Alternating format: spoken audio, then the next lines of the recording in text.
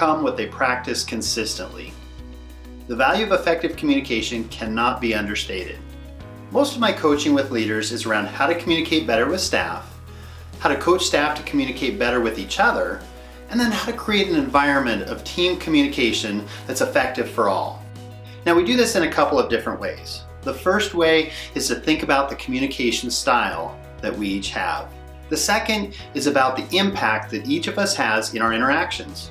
Let's talk communication styles first. We all have one. We all prefer to operate from a particular communication style. What's difficult is when we are working with someone with an opposite communication style, quite often a polar opposite of the style in which we prefer to work. It's hard to understand that perspective for most individuals, which makes communicating more effectively difficult. What we need to do in that case is to flex and adapt toward the other individual. As we flex and adapt, we understand their perspective that much better. Now, some might ask, whose responsibility is it to flex and adapt toward who?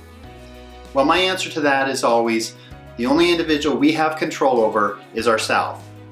By controlling our style and adapting toward the other individual, we can ensure that we are being most effective in our communication.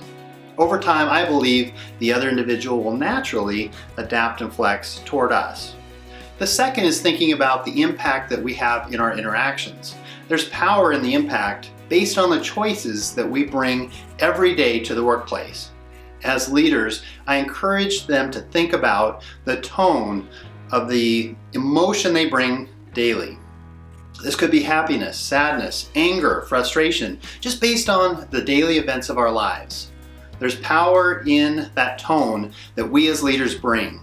Think about the meaningful interactions we have, how that interaction and tone can make or break the day of those we serve. Remember, leaders become what they practice consistently. Think about your communication style, your ability to flex and adapt toward others, and the power of the impact you have in the interactions you create as a leader daily. This has been your 2-minute drill. Go have an exceptional day.